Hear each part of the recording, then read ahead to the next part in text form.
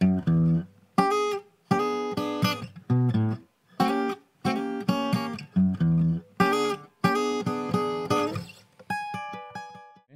so Julian from Awesome Surfboards, you're in the studio. Thanks for coming. Thanks for having me, Rich. Awesome. Yeah, I'm happy to have you here because we get to talk about surfboards. Sometimes on this podcast, we end up talking about serious subjects about the community and things going on. And today we don't have to do that at all. So it's an honor to have you. Thank you. I thought it's all about surfing and yoga here, but don't ask me anything about yoga. Okay. So what do you think about yoga? Cut that. No, I'm just kidding. So that being said, we won't talk about yoga. We'll talk about surf. So you went surfing today? Yeah. How were the waves? Oh, really good. Yeah. This was nice. Some bigger sets. Oh, yeah. Head high, maybe. Where are you from? Austria, original. Yeah. Born in Austria. Really? Yeah. No, not the one with the L, not Australia. You're from Austria. From the snow one. Yeah. Huh. How did you get into surfing? We started, skiing. I was skiing with 3 years old, and my dad was a ski teacher. So then moved to snowboarding with around 15, 16. Okay. Like 5 years ago.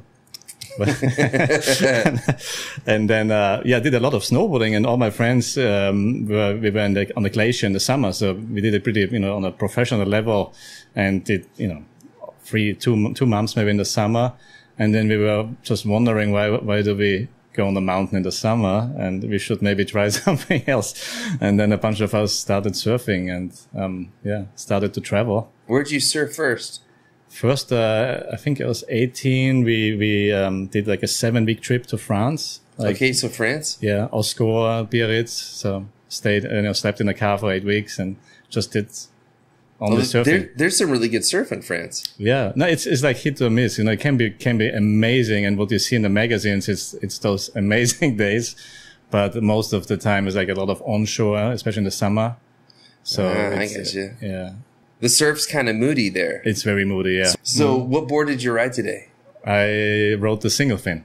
Rode your single fin? I don't know if you see it in the back. Is that the one over your right shoulder? Exactly, yeah. All right, We'll look at that a little bit more later. But the interesting thing about your single fin, well, outside of the fact that you have a quad setup available too, is all the channels that you have in there. Well, I think the channel helps to just make it adds a little bit more stability, so it doesn't slide off that much, and especially with the combination with a single fin, I really like it. I also surf it with a twin, and sometimes with a center fin, and sometimes just pure twinny.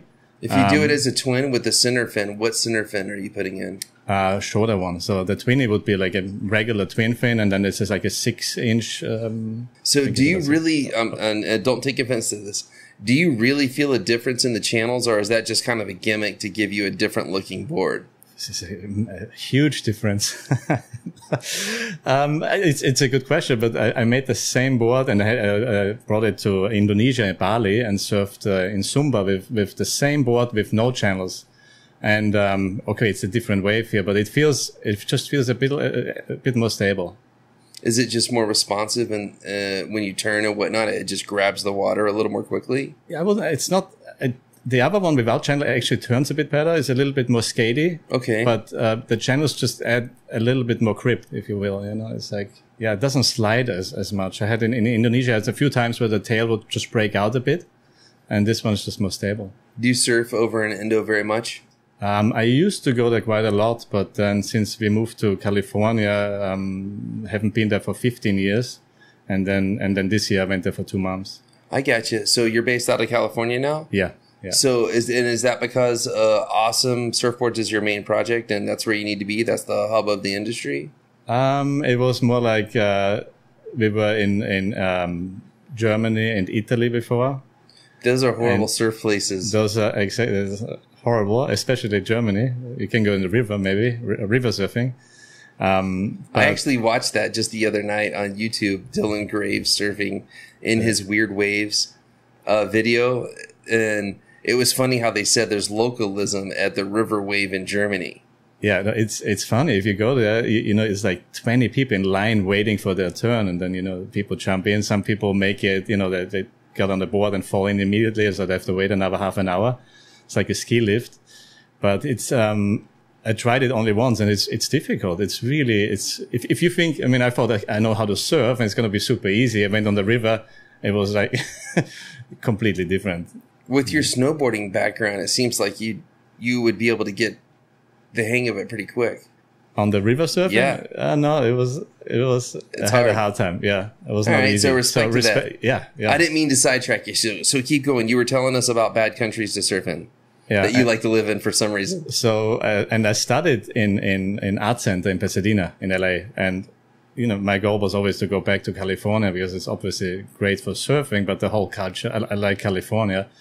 And I'm smelling a job somewhere in here. So I got an offer from Apple design there it is. To be in the Apple design team. Okay, got it. And moved from before I was at Audi car designing, and then Lamborghini also for car design, and then for Apple I started something completely different like product design. Hey, I've never heard anyone say that in a sentence before. I worked at Lamborghini, then I worked over to Audi, and then I moved to Apple. And there's maybe a reason, because I think that my Johnny Ive, who used to run Apple design, he never wanted to hire people from the car industry.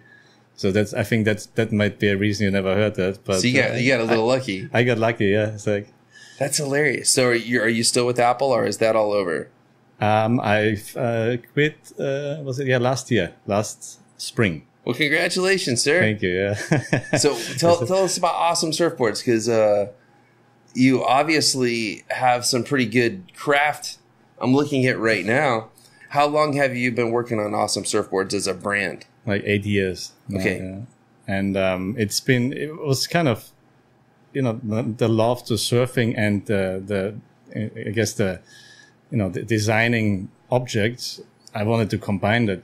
And so surfboards for me is like, it's like this perfect combination of my passion and my job.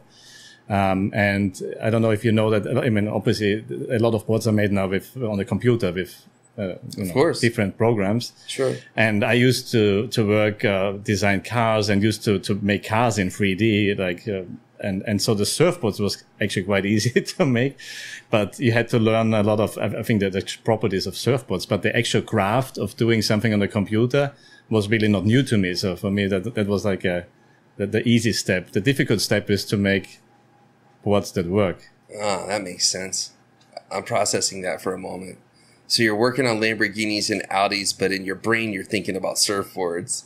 And then you take the technology for these cars and then you apply it to surfboards. Yeah. But then when you applied it to surfboards, it didn't always work right away. It took a while. Yeah, took a while. What would you say the biggest challenge in creating a surfboard that's truly functional is?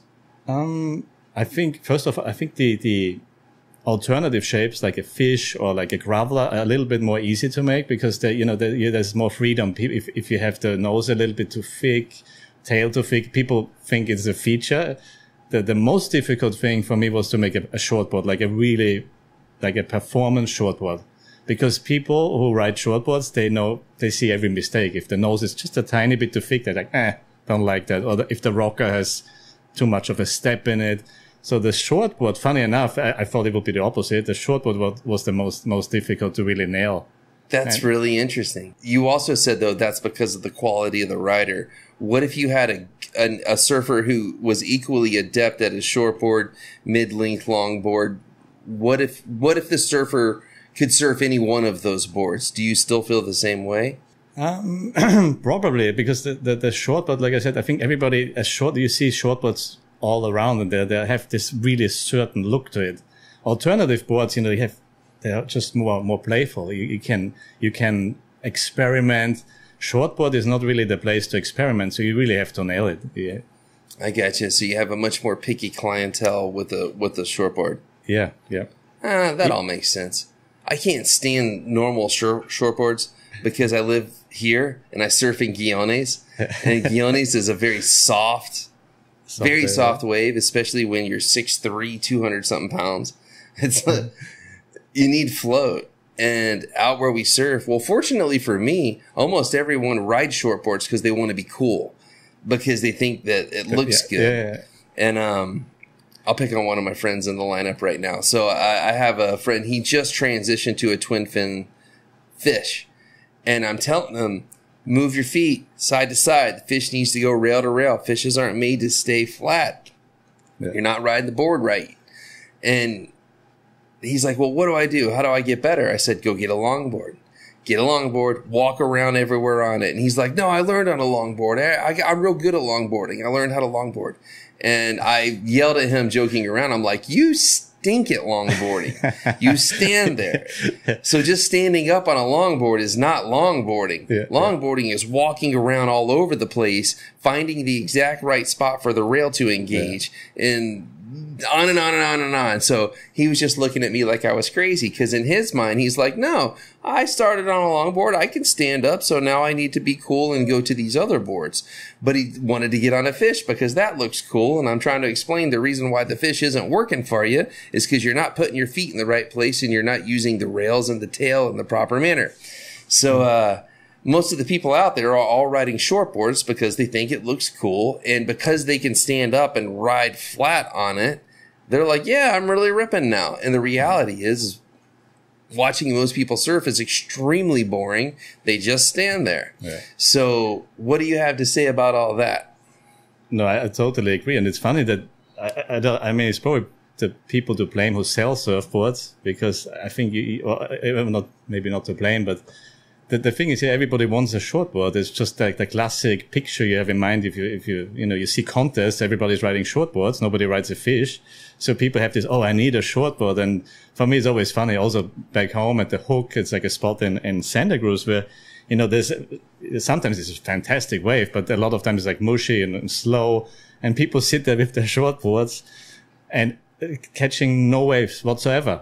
And floating and sinking. And then I take out a mid-length or a longboard, and it's just funny. You laugh and say, okay, guys, you just clearly have the wrong board it's always about the day, the board has to fit the wave and the day.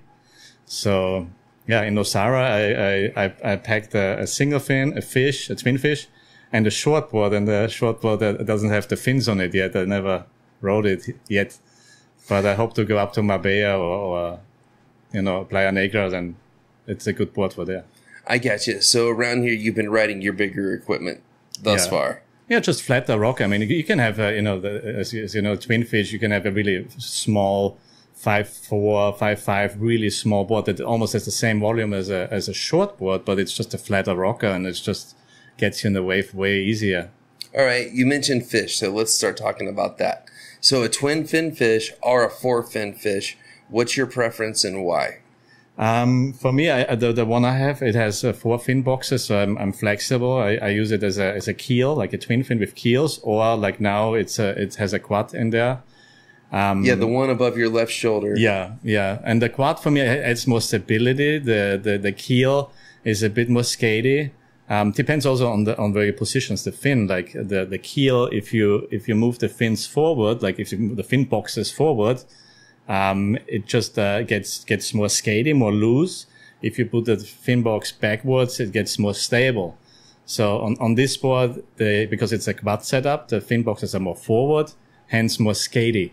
So I like that on the board. If it's smaller, it's more like a easy rampy wave that you want to turn quickly. I surf it as a keel.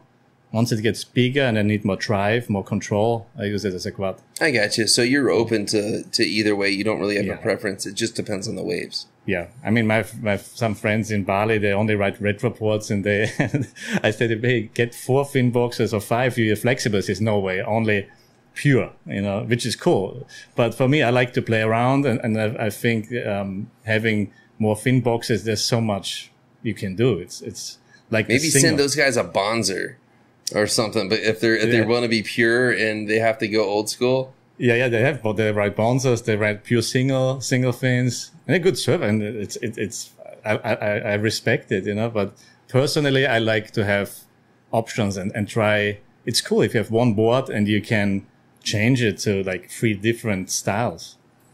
That's a pretty good point. I can't argue with that. All right. So what about your mid-link? You have it set up as a single fin right now. Yeah. What's the difference for you with that as a single fin versus that as a quad? Quad again is a bit more stable and, or more, not stable. Like, you say stable a lot. Well, the single fin has the drive. You go like, you lock it in and then you go straight. To do a turn, you have to be, more smooth. You cannot, make quick movements with it. On the quad, you just have the same stability, but it's just a little bit more agile. If you press the rail harder to turn, the quad would just, go in the right direction. The single fin likes to be more locked in, wider, bigger turns. So if it's a point break and a long wave, then a single fin makes a great deal of sense for you. Yeah.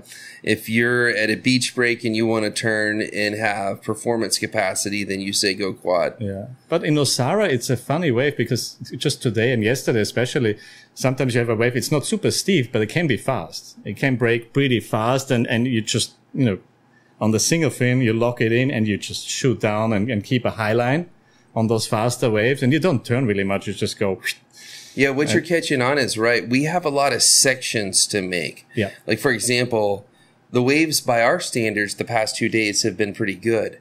Yeah. So, but if you notice, it's just a big closeout for many people. But for some people who can link up the sections, and you can have a lot longer ride. And that's what you're referencing now. Yeah, that's why I took the single fin this morning. I saw and yesterday too. So it's a bit bigger than the days before. And first of all, it gets you faster to the sweet spot because here you want to be more in the corner, right? You don't want to be in the middle of the wave because this is a closeout. Well, unless you're on a huge longboard and you catch it very, very, very early. Or stand up. There's like a few guys stand up paddling that they catch it early. But actually, that's kind of my secret for whenever it gets really big. Is I take out longboards and I catch it so early that I can ride the wall, get out before it closes out, and then get back outside before the next one gets you. But isn't it cool that if you get dialed in the place and you know which board to take and you have just an advantage, you just get more waves. That's true. I have a strong knack for choosing the wrong board each day, but that's on me. So let's get back to you. I'm going to ask you a personal question, and you don't have to answer it if you don't want to, but I hope that you do. Why in the world, after working for Lamborghini, Audi, and then Apple, I'm guessing you did okay financially, why in the world are you making surfboards, which have about the least amount of profit margin of just about anything? Why are you doing this? Why are you making surfboards? Are you making so much money on surfboards? You're traveling around the world on all the money you make? You don't make any money on surfboards. I mean, unless you I was going to let you say that last part about you not making any money on surfboards. So I appreciate you filling in the blanks. That's my point. You don't make any money selling surfboards. So why are you doing this? I love surfboards and I love making them. I like to ride them and I really appreciate, other people. Like Denise, she bought. We'll give a shout out to Denise. She introduced us. And seeing other people, have fun on your surfboards, that's really rewarding. And for me, I think that's the biggest reason. So it's not a monetary play. No. It's something to do with personal satisfaction. Yeah. All right. So what's the best feeling when you get done with the board and you're wondering if it's going to work right, or after someone rides it and they're like, "Hey, that was pretty cool. I had a good time." Both. I would say the first one because that means you go surfing. And if I had a good session with a board, it's double the reward. First of all, you had a good surf. Second, the board works. But I had boards that don't work at all. And then it really hurts. It's like to be honest, to really, really fuck up a board completely, you have to do a lot of things wrong, like completely. And that happened one time. And I tried to do a board that goes in both ways. It sounds pretty funny and didn't turn out well, but a board that you could do it right in both directions. So you have on one side, I want that board. You have a single fin set up. On the other side, you have a quad. So I was thinking, it had a different shape, different nose, different tail. So my imagination is you have a pintail on the single fin, and on the other side you had a rounded tail. How big was the fin? Well, it was not glassed in, but what happened is I made the rocker the same on both sides, and that board just did not work in both ways. So it was quite funny. That's the first time. It was really absolutely not working. That's kind of funny. But it was your first one? No. That was it was an experiment. So that was your first experiment. Yeah, really wonky. And then, but that led to a product. That's the only product we really made some margin, and we sold, and it was a single fin that could fit into a normal fin box. So imagine you have a thruster, like Futures, we did it with Futures together, Future fin box in the center, and that fin is a single fin that's a little bit skewed to the front, and you can mount it into your center fin box. Jeez, man, I'm sold. I would. Yeah, that's a great idea. Bought it because it's like, you like single fins, but you don't want to commit to a board, and it works. Well, that's a great idea. Yeah, and we were the first one who came up with the. So what's going on with that these days? We sold out at the moment, so let's see. Well, good for you. All right, so you're gonna find a way to make some money on this somehow, anyway. Yeah, it pays a lunch at Harmony. That's funny. All right, so if you had a board to ride, let's just call it a chest high day, decent condition, wind on shore just a little bit. What do you ride? What's the wave looking like? Like the wave is about chest high. But hollow or more? No, chest high, onshore, crumbly, maybe a hollow section if you're a professional, but just overall, let's say 10 being good, it's a 7. 6.5, 7. How waves most normally are, what would you go to? Probably get the fish too. Yeah. And would you go with the twin fin or a quad? On this quad. Yeah. Because sometimes if it's wobbly, it's somehow there's more turbulence underneath the board or more air. And the quad is just holding better. The twin fin would be a little bit. For me, twin fins are better personally for clean waves. I gotcha. On the car development stuff, a lot of the times they use air, like air tunnels. Yeah. Have you ever done that for your surfboards? Like air tunnels? Yeah. You know what you mean. Yeah, no. Pardon my terminology. I don't know what I'm talking about, but I've seen it done like in videos where they shoot like colored air around it to see how it flows. For aerodynamics, I think they have it, of course, for boats. They do it especially for the high-end sailboats. Big time for boats. Yeah. So, but for the surfboards, no, we never tried. Yeah. It'd be interesting if they could do that for the channels or for the bottom of the surfboards. See, I've always wondered that, so that you could kind of compare your single concave or your double or your channels are just flat and kind of. Yeah. How does it work? But it seems with surfboards, there's so much variation because of the fin. Because you have a single fin in that right now. I could go take that out as a quad, and we might have a completely different experience. Yeah. I think the fin is. I think between fins, if you have a softer, harder fin, even then you make it feel a difference. But especially if you switch from single to twin or quad or thruster, makes like you said, it's a completely different board. Seems like that makes surfboards forever confusing. Like really, like how in the world are we ever going to sync up when we have different size fins going in all the time? Yeah, but it's cool that it's like this, right? Like there's no rules, right? Or no, it's just. So you like the never-ending journey part of this? Yeah, of course, yeah. And also, I was more like like most of people. Like I had shortboards, and the only thing I surfed is shortboards, and but since a few years, because you just get, especially if you make boards, it's boring to make the same boards all the time. So I was like, how about, doing a single fin? And I think, I saw Alex Nost in Playa Negra, like 10 years ago it was, I think, and didn't know who it was. And so saw him surfing the Negra at, barrels was like head high. And he was like on a single fin, like a 7.6 or so, like pintail. And for me, that really sparked. I was like, oh wow, I want to try to make boards like this and try a bit of that surfing. I get you. What's the most popular board in your whole lineup? What do you sell the most of? I think the shorty is pretty popular. Shortboard. It's a shortboard, but not like a super extreme performance. It's like something I would surf in California. I surf in California most of the days. It's a bit flatter rocker. It's just like a well super balanced board. So early entry point, good paddler. Yeah, and has a rounded, not a pin, but a round tail. Mm-hmm. So it's smooth. It's not like it's really nice, but still you can break out the tail. So this one, and the fish gets more and more popular. The one on my left here, the in Bali, a few people bought it in Bali now because there's so many surfing there, and they were curious what kind of board it is. And like 2-3 people just bought it ordered boards there. So. I was going to guess that it was your fish, but that's because I'm making sense. More people need that fish than they need the shortboard, but the shortboard looks a lot cooler and is closer to what they expect in their mind they should be riding. Yeah, but that shortboard I think is on the line of, okay, it's still something you could ride if you're learning, because it's not like, I'm not talking like no potato chip or no it's also the rocker is just a bit flatter. Isn't that the trend in all of shortboards right now? Even the big guys, the Lost, the Almerics, all those guys are starting to sell boards that have a little bit more beef to them. Yeah, which is good. I mean, it's like I think, when was it? Like my first board I bought, bought it in France, in Osgore. It was when I was 18.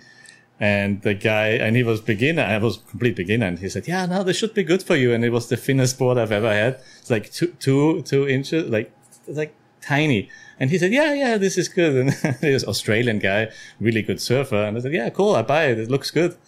And I still have that board somewhere, but I was caught up in that same generation. Like, I came up learning to surf when Kelly Slater was riding those glass slipper boards and basically setting surfing back for years and years and years. And I live in Florida where there's no waves. We try to surf, but the reality is there's some waves a couple days a month, and it's just a horrible place to surf. And we're out there on these tiny, tiny little boards trying to ride wind slop, trying to be cool because that's what they're doing in the magazines. Yeah. And if you pulled out a longboard, everyone would start yelling and making fun of you. And then, I don't know. I was probably about 20. Some of my friends found an old longboard, and they were like, well, we found it. It's free. Let's ride it. They took it out on these tiny days, and they were getting 100-meter long rides.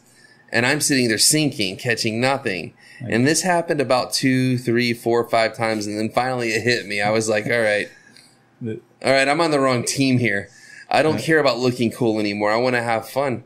Yeah. So I got an old 11-foot beat up, horrible longboard. And then I had the time of my life. And then I drove around with that board on top of my car until it died. I mean, it's really about like, it's what people say, it's like the more waves you get, the better you're going to surf. And it's not about sitting and waiting half an hour because you cannot catch any wave.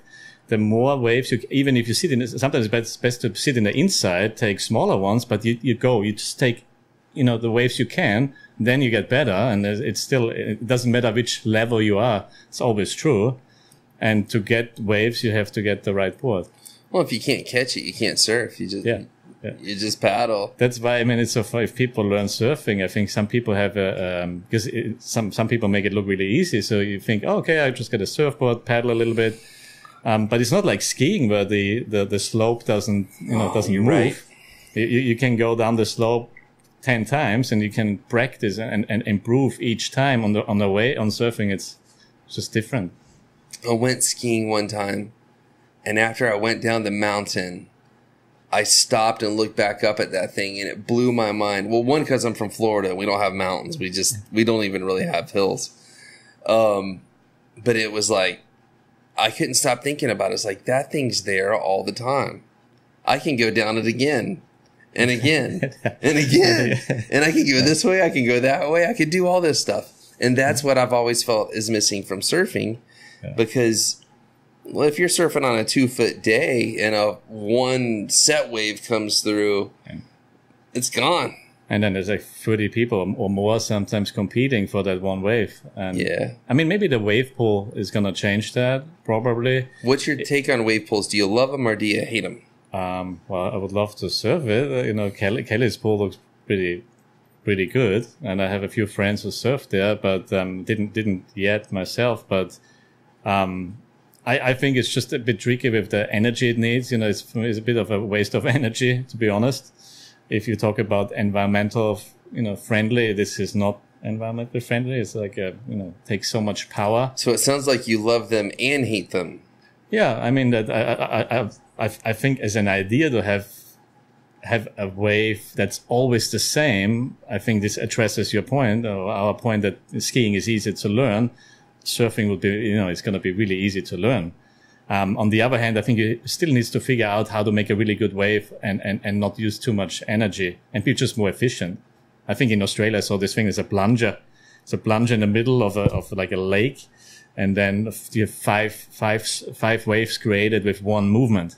So things like this could be interesting. Yeah, I'm a big fan of wave pools. I want them everywhere, all over the world. I think people would be happier. I think a lot of the world problems could be solved if people got to surf.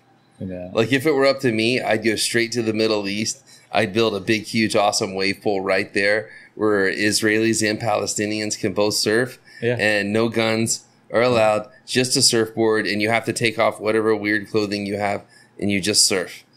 I think that would lower tension a great deal. But that's just my opinion. I've never seen it under, but and again, I'm talking smack here, man. I'm sitting in a microphone in Costa Rica, and there's waves breaking right here, right now, so things aren't that bad for me. But still people fighting over waves sometimes.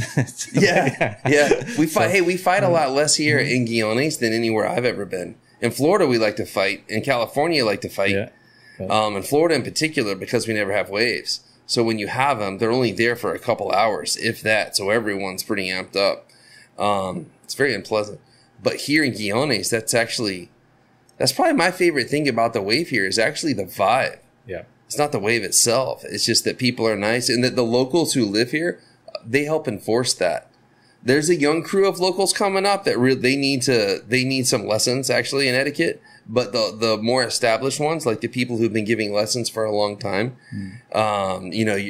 there's so many. There's too many to mention right here, but there's a lot of really, really good people who help regulate the lineup. And whenever people start fighting, they're like, no, get out of here. This is Guiones. We're not going to do that. And I'm really proud of them for that. I wish every lineup was like that.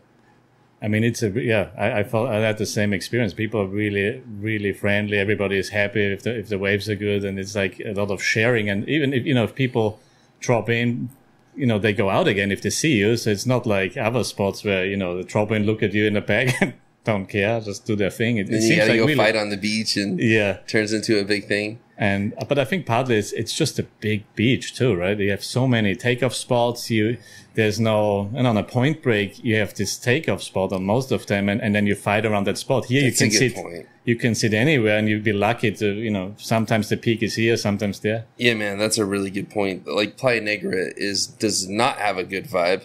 Yeah. I'll say it publicly. There's nothing to hide there. Playa Negra does not have a good vibe. You have a very small takeoff area, and that's why it doesn't have a very good vibe. If Playa Negra was huge, it'd probably have a pretty good vibe. Yeah. But the takeoff area, especially on the days when it's serious, it's not very big. It's the size of this room. Yeah. So that's what causes it. And it's the same way at Point Breaks. It's the same way at Ollie's. It's the same way at other places. People start snapping whenever there's too many people for one takeoff area. And in Guiones, we have kilometers of open beach, and you can find a peak pretty much. Yeah, it's pretty special. Yeah, and again, the locals have done a really cool job. Adrian from Agua Tibia sat right here. This is one of our local surf schools. And I asked him, I said, hey, man, why is the vibe so good here? Like, why is it so chill? And he said, it's because of the waves. It's like, okay, that makes sense, Adrian. And then he told me, he said something really funny. He said, man, if the waves stop breaking for a month, everyone around here will be killing themselves, just like everywhere else. Because it's so consistent. Like, He got me with that one. So that maybe it is. Either way, I'm glad I'm here. And I'm glad you're here too. Why did you name your surfboard brand Awesome? Oh, it's been too long. I can't. I don't know. I mean, it came a bit with the logo, because we were having different names and then at the same time making logos for them and typing. And Awesome, we figured out to make an ambigram. I don't know if you know what that is. If you turn, it's because you can flip it around, right? Yeah. Isn't that what that means? Oh, I'm not very smart, but I'm thinking that's what it means. You can flip it around. Yeah, you can flip it around. See it. Yeah. I don't know if you see my head. If I flip it around, I don't know if you see that, but I got you. It's like. So that's what got you your name? Yeah. I'm not talking it out. That's kind of funny. Well, it's sort of. I've never heard that story before. Yeah. it was like a parallel. Yeah, we liked the name, and then the logo works. So. Were there any other parallels that came pretty close? No, I think that was the one. That was the one? That was the one. Who all has seen your boards that, as say a reputable person who's seen your boards and taken a look at them? From I don't know. Like, has Kelly Slater ever seen your surfboard and said that he thought it was awesome? Or you're good at guessing. Yeah, Kelly. I was just over Christmas. We were in Hawaii, Oahu, North Shore, and a friend of mine is friends with Kelly. So he said, "Yeah, come over. He's here now." And so we said hi. We went surfing together. He checked out the board. No way! And, are you kidding? Yeah. No, that's awesome. That's awesome. Yeah. Damn it. I didn't mean to say that. I'm not trying to be cheesy. That's really cool. Yeah. No. I get that a lot. The awesome. But no. Yeah. Super nice guy. It's some of those persons you meet and you think you know them well because you see them, growing up. You see Kelly Slater on TV everywhere. And then you meet him and you think, oh, I know him. It's like my friend. What did he obviously say? He never saw me before. Did he like look at it and he's like, that's kind of cool? Or did he like hold it and look at it and like, he give checked it a the go? board out. He liked it, yeah. And then he said, well, come over and we went to where he has all his boards and it's maybe in a room there with 60 surfboards maybe, like stacked on the, like everywhere surfboards. And he showed me like a few special ones. He said I might find interesting from the shape and told stories about it. Wow. That's cool. So did he enjoy talking about the surfboards too, or was he just doing it to be nice? No, I think he's quite interested in surfing. And surfboards for him, you could tell he just loves. It's legit. Yeah. And yeah, I remember one, it was a Weber, I think, surfboard with when you said the thin boards, and this one has a huge rocker, like complete banana. And continuous though, so it's like no. Some of the rockers are stepped, meaning you have higher nose with a little bit more rocker. You have your flat spot, and then you have a tail rocker. This one was continuous, but super super. Those strong. are those banana boards. Yeah, Greg Weber's working on those boards, right? And he. I think I read that somewhere. And it was super interesting to hear the concept behind it because it's like the continuous rocker for him says that's the reason you can make a smoother turn. And also, it makes it possible to have that strong rocker because it's continuous, and it's a very strong single concave. So the center of the board on the bottom that is like concave, meaning that if you do that and your nose and the tail is less concave, you just shave the middle. Your rocker in the middle gets actually less than the rail. Wow, what a trip! I'd love to try one of those. Yeah. I didn't try it, but I think it made sense, and the rationale behind it. I wonder if I could ride it. I'd like to give it a go. I really want to get a surfboard that has tiny little fins, just enough fins to bite and turn a little, but also small enough to where you could do lots of 360s, like Derek Hines' whole free friction thing. I've really enjoyed it, and I had a John Wegener bluegill that made it down here, but then it snapped. Shout out to Oscar for snapping my bluegill. But I really would like to get a hold of something that has some extra float because in Guiones, you saw it today. We have a lot of waves that if you can get on rail and get enough speed, you can make a lot of sections. Yeah. And almost everyone out there, myself included on a normal board, can't get enough speed to make those sections. But on that bluegill, it was really neat because if I wanted to slow down, I went forward. And if I wanted to speed up, I went back. It was just the opposite. And the rails were really sharp in the back. And I had these tiny little fins. And I used to be able to make so many sections and do big, huge, long slides. And for me, sliding is just glorious. It's one of my most favorite feelings. I really like to slide. So do you have a finless boards too? Then? I tried to have one made. It's kind of similar to your single fin. I had one made by a guy here in Costa Rica. I don't want to say his name because it didn't work out so well. But he just did huge channels in the back, but there was no channel in the front to catch the water to send it. There was nothing. There was really nothing at the front. It was just standard surfboard in the front and all channels in the back, and it just whips around. It doesn't have any. I really would like to get one, so it would be awesome, pardon the pun, if you could make one of those for me. I would love that. I would we sign should up. talk about it. Yeah, I'm Okay. curious because I never tried the I'll be your test pilot. yeah. Seriously, well, we've got the consistency in the waves, and I've got a photographer on the beach every morning from our normal business, and I would love to give that a try if you'd consider it. Yeah, no, I would love to. I mean, and you know, Barry McGee is an artist in the Bay Area, and surfs too, and he's like, yeah, I see him sometimes in Bolinas and finless and just doing, you know, 360s, and it's like super fun. Yeah, I want to do that. It's like, those foams, what do you call it? It's like boogie board foam. Yeah, soft top. It's kind of like the soft top foam, but like Ryan Birch and those guys, they call them Lord boards, and they ride just the foam. Yeah, I can't get a hold of that down here. I've been looking everywhere. I forgot the term for it. I'm not. It's the same foam that they make boogie boards out of, except it doesn't have the coating on it. It's just the foam itself. yeah, okay. I can't get it here. I've been trying, but they get those and they slap holes in it and they hit it with hammers to cause all types of friction on the bottom, and it goes. I really want to get a hold of some of that stuff. I want to get something with more float than an Alaya, but similar feeling. Yeah, but with that same. Yeah, I like to slide pin. I miss it. Fins oh boy. For me, there's no worse feeling than riding a surfboard that the tail's sinking. And this happens in Guiones a lot when I ride shortboards. You're riding a shortboard, you got to do your turn, and you're sinking, and you can't really do a turn. You can't release. You can't carve. Stuck, you can't do anything. And that's what 98% of the surfers, I just made that number up, but that's what 98% of the surfers are doing out there. And every day I just kind of shake my head. We're all riding the wrong equipment. Or it's the classic, like, cut back to to not continue surfing. If you have a little bit more float, you have the cut back, you catch the white water and get you right back in. But most people don't make it back to the white water and they just go stuck. That's exactly right. Or go over the top. Or one of my other big pet peeves is people riding a board that's like 7 foot or 8 foot, and they call it a longboard, and they think that's a longboard.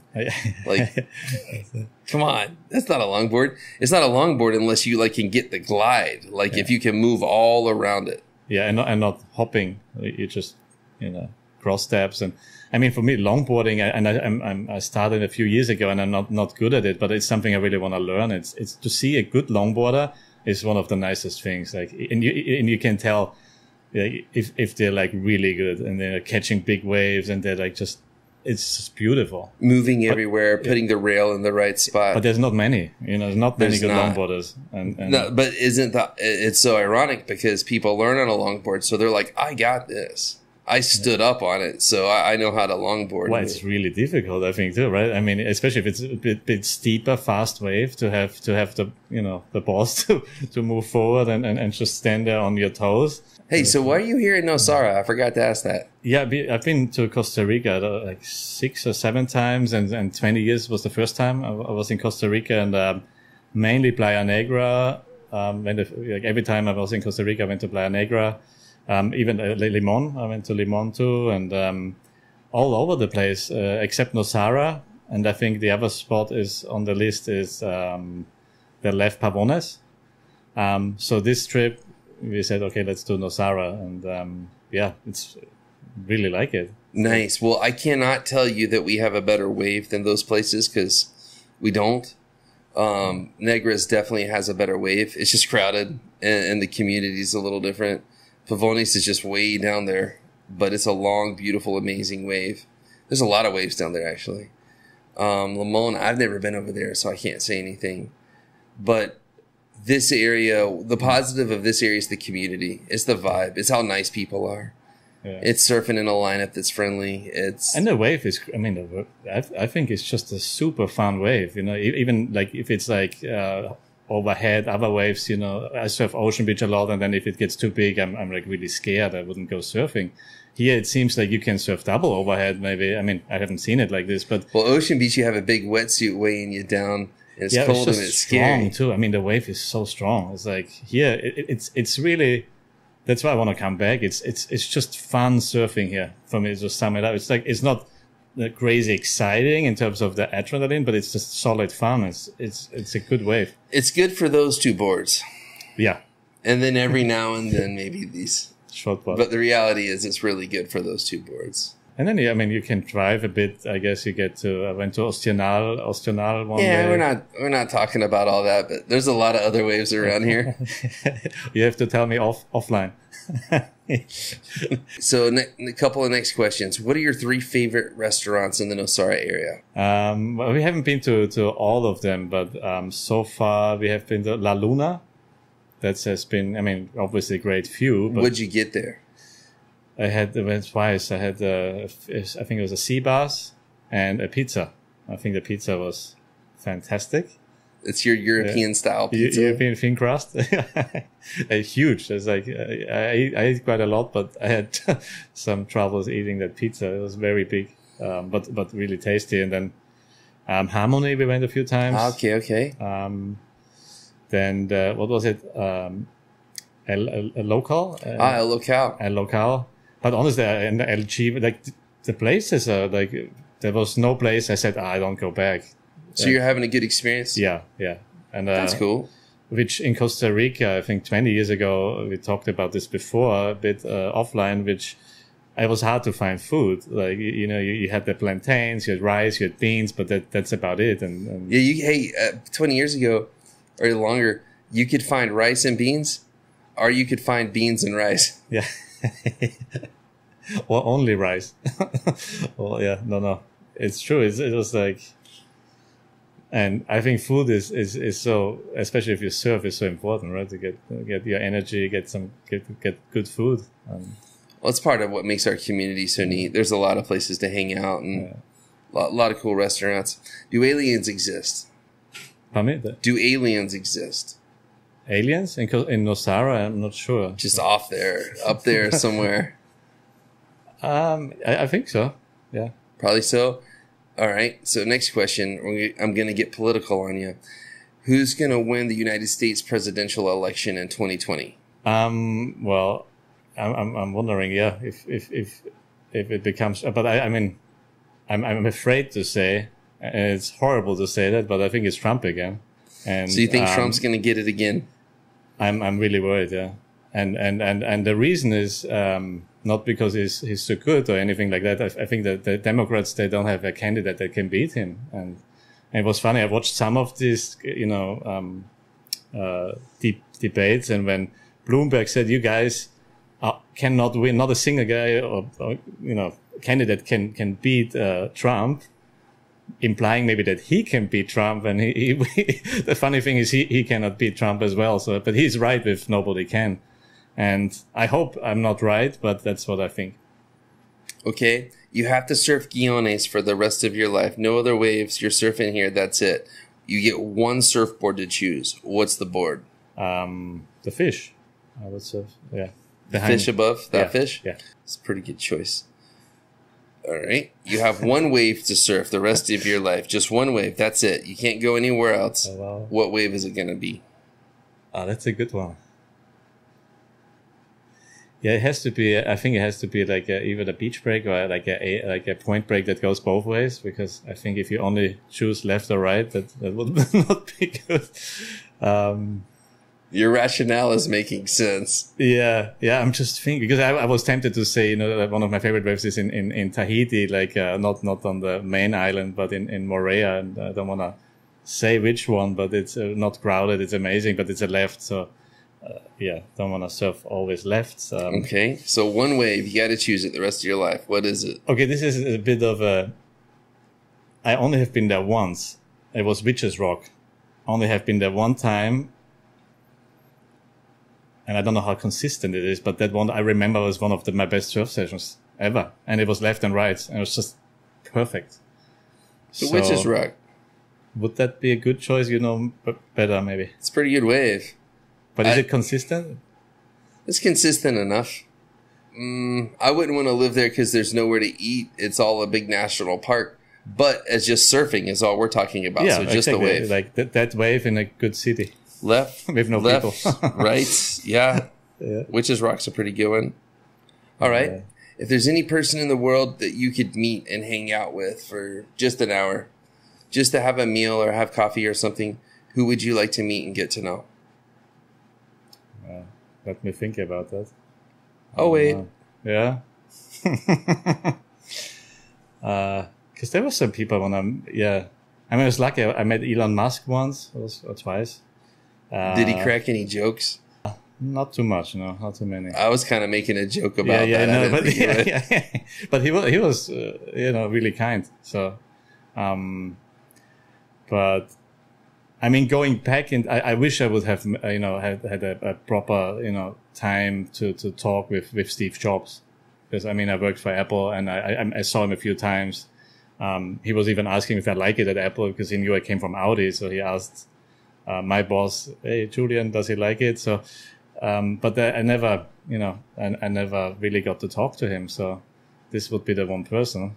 All right. That's a pretty good answer. That makes sense. All right. Here's one of the last questions. Apple calls you on the phone a little later tonight. Julian, $2 million a year, but you can't shape surfboards anymore and you have to stop surfing. But $2 million a year. I have to stop surfing. You have to stop surfing. You have to stop making surfboards. But it's $2 million a year. But for the rest of your life, as in, even if you just work for a while and you quit, you still get $2 million a year. Can I boogie board? Yes. Yeah. You can boogie board or slide board. You can ride finless surfboards, or you can boogie board. No, I mean I want to keep on surfing. Yeah. I mean, if this is all about money, I would still be at Apple and work, and I choose to, I choose to have more time instead of more money. I want to thank you for coming on. I really appreciate it. Is there anybody you want to give any shout outs to while you have this platform? Well, first, Denise, thank you for bringing me here and introducing us both. A shout out. Well, Brian Forstad, he is the partner of Awesome, with, so we founded it together. Shout out to Brian. So I'm sorry I didn't mention him before, but he's a really, really good friend. And he's we both shape the boards and that's our business together. And of course, my wife, Nina, and my son, Leo. Thanks for coming on. Awesome. Thank you.